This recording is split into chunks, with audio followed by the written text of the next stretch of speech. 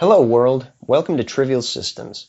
I'm Andy Sword, a software developer for the company, and I'd like to show you a project that I've been working on for a little while. At this point, it's nothing more than a proof of concept, but I think it's interesting enough to warrant a short video documenting it. Now, the genesis for this project started when I was at home watching some golf on television. The broadcast reached a point where the camera showed a golfer on the green about to putt his ball. While I could see the direction the golfer was aiming, I had no idea about the green's contour. Would the ball roll straight towards the hole? Would it roll right and then left? Maybe it would roll left and then right. Or maybe it would just take a completely different path. As someone who plays video games, I knew that golf games solve this problem by overlaying a grid on top of the green. This allows the player to see the contour of the green and get a feel for the path the ball will travel and how hard they'll have to hit it. But as I continued watching, I began thinking, I wonder if I could do that in real life. And then it occurred to me, maybe I could do that with augmented reality. For those of you unfamiliar with the term, augmented reality is a technology that allows you to place digital objects into the real world by using your cell phone's sensors and camera. Using some sophisticated software, your phone can render objects on the screen and allow you to interact with them as if they exist in the real world. Apps like Snapchat or Pokemon Go are just two of the many examples where this technology is used. In order to accomplish this task, I would need three things: the ability to map a rolling surface, some software that could take that raw mapping data and draw a grid from it, and finally a mobile app that could render the grid as a digital object in the real world. The first step of mapping a golf green proved to be a challenge. While there are several companies that can map golf greens in very high definition using lasers and other sophisticated equipment, my budget for this project wasn't exactly large. So I decided to use as many resources as I could that were already at my disposal. I ended up using an old iPhone that I had lying around the house. I figured that I could use the phone's sensors to measure the slope of the ground as if it were lying on top of it. Using Apple's Xcode development environment, it was easy enough for me to write some software that could record the phone's tilt angle and the direction it was heading. But I needed a way to translate that from the ground beneath it, which is how I came to make this. It's really nothing more than a glorified skateboard with a level, a place to attach a phone, and two handles to push it. The idea was to place the phone on this contraption and guide it over the ground. As the slope of the ground increased or decreased, so would the angle of the phone. Since the software also kept track of the direction the phone was pointing, I could start producing an accurate picture of the terrain. The only problem with this was that the phone couldn't tell me how far it had traveled. To solve that problem, I used a bit of a hack, the phone's magnetometer.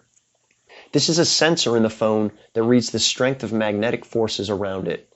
I glued some strong magnets onto one of the wheels directly underneath the phone and alternated their polarity. As the magnets passed by the phone, the software would register an increase or decrease in magnetic forces. As long as the magnets were equally spaced around the wheel, I could use some basic geometry to calculate how far I'd traveled between each magnetic peak and valley. With all the pieces in place, it was time to start some field testing. I could have driven out to a golf course and started mapping greens straight away, but given how many adjustments I knew I'd need to make to the software and how often I'd have to retest those adjustments, I needed something that was a lot more convenient. What I ended up using was a portion of my driveway that was gently sloping. I know it's not the most glamorous of solutions, but it was certainly convenient.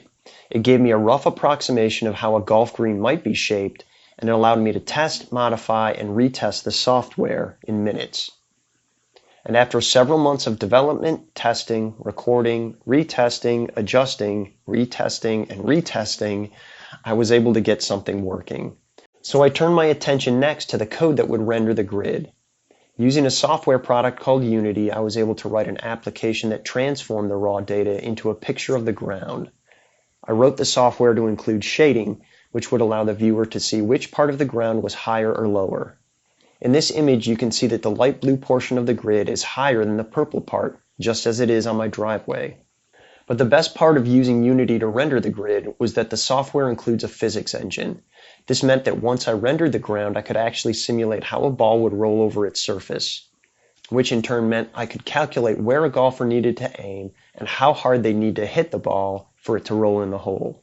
Having developed both a means to map the ground and some code to render it, I began the final step of writing a mobile application that would digitally place the grid onto the ground using the phone's camera.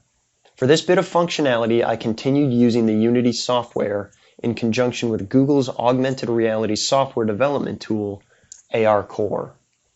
As you can see from these video shots, once the grid is properly aligned to the ground, the results are fairly accurate.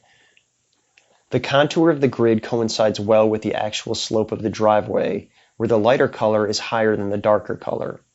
As I move around to look at the surface from different points of view, you can see that it maintains its position relative to the camera.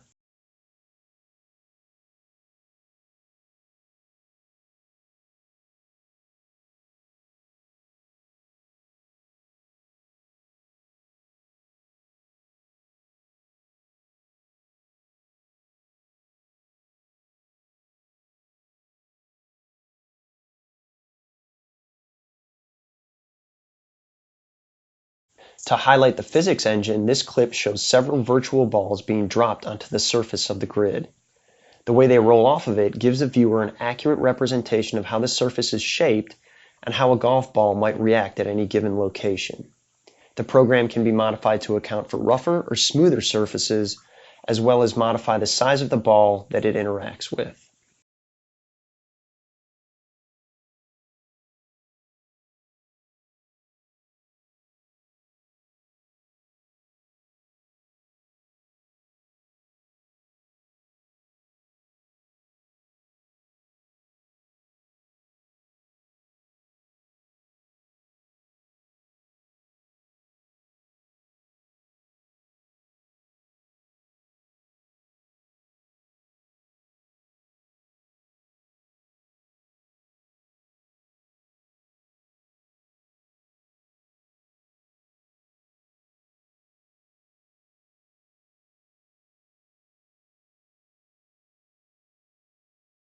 I need to stress that this is really only a proof of concept at this point.